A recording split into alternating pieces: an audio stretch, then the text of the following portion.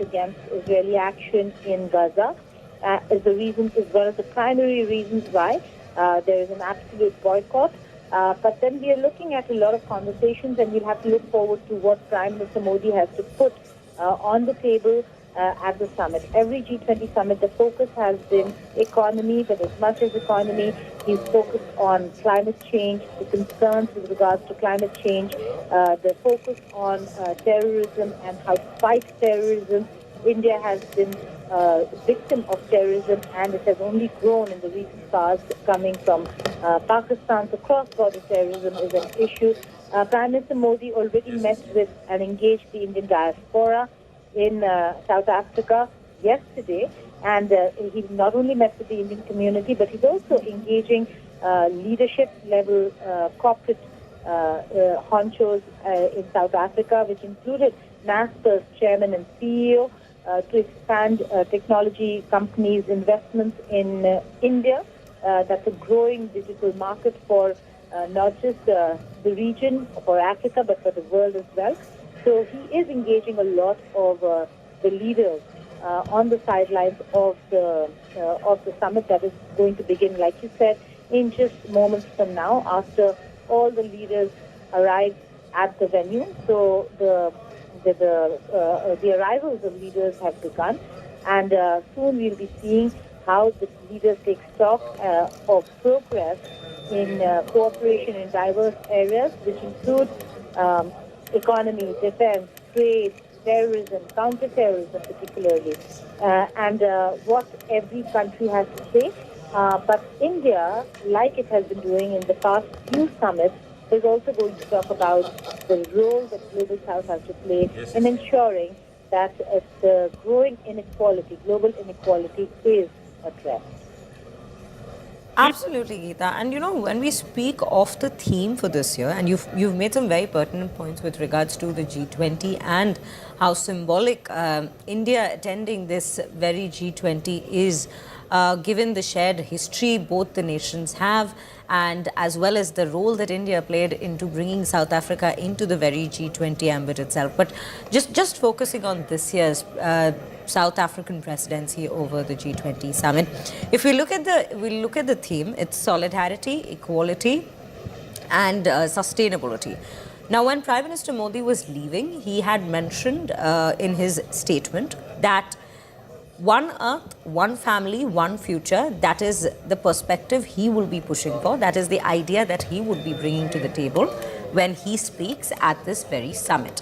And also, of course, our vision of Vasudhaiva Kutumbakam would also play a role in this very summit. So when we speak of the theme for this year, and when we speak of what the Prime Minister said he would be bringing to the table, he would be pushing forward, how are we matching the two? The Vasudhaiva Kutumbakam, that's one earth, one family, one future, was the motto of G20 that is held in India. And he's just taking that forward in South Africa as well, where they're talking about equality, sustainability, and that certainly is going to be the focus of his statement, the country statement of India, when the leadership meet and when the leaders summit begins, because that certainly is the focus area right now, not particularly of the Global South, but also of many countries where they are facing massive economic issues. And nothing can be addressed unless and until you start looking at sustainability in a holistic manner, which is what Prime Minister Modi has been pressing upon, which is what India has been pressing upon for a while now, that unless and until there is equality in how countries treat each other, there is going to be no forward movement. There cannot be a common future. Mutual interests will not align unless and until countries align their interests. So that's certainly going to be the focus share. Right. And, you know, when we also, Geeta, just to put a pause on the discussion here before we proceed, just want to bring to attention at this point, these are visuals, viewers, as Prime Minister entered the very venue. This is him with Giorgia Meloni, the Italian Prime Minister. And, well, we've always seen the two leaders share a bond both for the nations India and Italy as well. And this is again quite a highlight from the summit as well.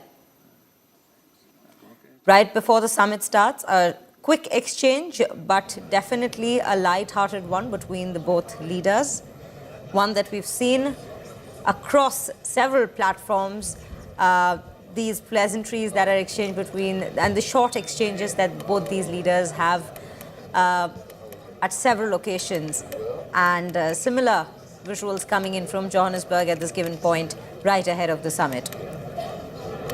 Well, Geeta, these are the visuals we are, in fact, seeing right now coming in from Johannesburg. Prime Minister Meloni with Prime Minister Modi at this given point. A short but pleasant exchange that we see between the two leaders. It's something fun also. It's always the case when Meloni meets Prime Minister Modi. They end up doing something such as the one they did last time around. They did one in Canada as well as in Indonesia, a selfie video. So expect them to maybe do that. But also, Shreya, just taking you through what's happening in Johannesburg. There are world leaders who are coming and who are going to attend, which includes French President Emmanuel Macron, our own Premier Modi, Chinese Premier Li Keqiang. The fact is that for G20 summits, we've not seen President Xi Jinping or President Putin, for that matter, attend the leadership summit. They have been avoiding these summits for some time now, and have been sending their second in command. In the last two, we saw Sergei Lavrov attend, but this time around from the Russian side. This time around, we're looking at Chinese Premier Li Keqiang there. Brazilian President Inácio Lula da Silva will be there. The Turkish President is going to be there, President Erdogan. So there is going to be convergence of all these leaders, and expect a few bilaterals on the sidelines. What we are picking up is that there could be a bilateral between Prime Minister Meloni and Prime Minister Modi as well. There are no confirmations yet, but that's what I'm hearing. There certainly is going to be a bilateral with the Australian counterpart, a very dear friend of Prime Minister Modi's, and a country that India engages very, very closely with. So there is going to be an India-Australia. There certainly could be one between Meloni and Prime Minister Modi, and we'll have to wait and see whether there are other bilaterals planned, because these are the multilateral fora where we see the Indian Premier engage world leaders on the sidelines as well, where the focus shifts from multilaterals to bilaterals. So bilateral conversations are also going to take place.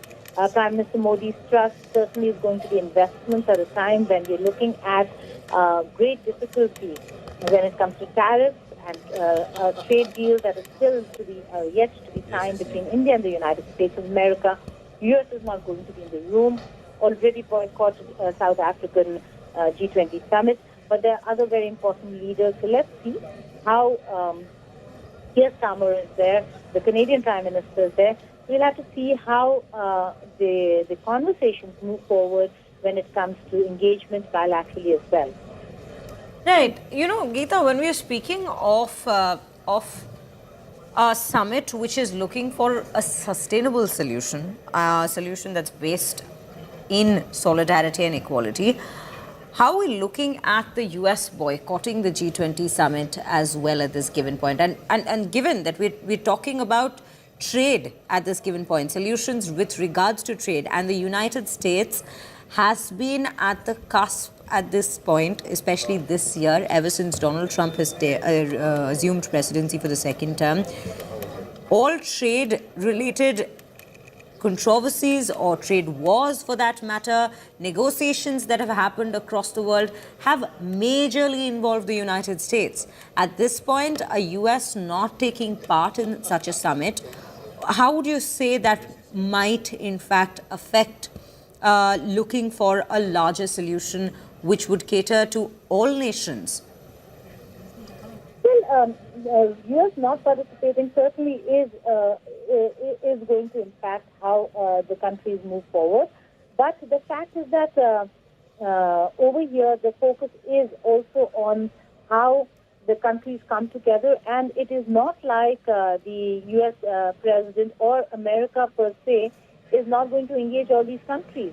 There is a very specific reason for Donald Trump to boycott South Africa, and South Africa is the host of G20. But the larger perspective on how they want to engage the world, how they want to engage the leadership of G20 is something that they're not going to stop doing, because diplomatically it does not work in America's favor to boycott the grouping per se. But yes, Trump not being there in the room and America not putting forth its agenda is certainly going to impact the larger process of how countries come together, despite and in spite of problems that they have individually, maybe with each other. Right, Geeta. Thank you for bringing your perspective as well as in sharing insights on what this G20 summit shall be discussing, where lies the focus at this point, what might the outcomes be, but more importantly, the leaders who started arriving. The South African president has already begun. Oh, match source, Sandeep. Absolutely, Gaurav. And firstly, happy Independence Day to you, all our viewers watching us on this very historic occasion.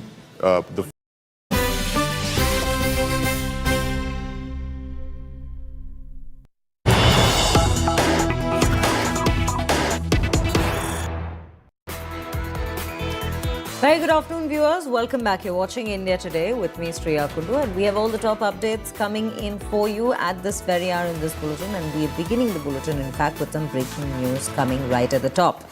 This is Prime Minister Modi, who has in fact arrived for the G20 opening session at Johannesburg, warmly welcomed by South African President Cyril Ramaphosa. So these are the first visuals coming in of the Prime Minister arriving at Johannesburg, where the summit is in fact taking place, at the summit venue itself. Remember, he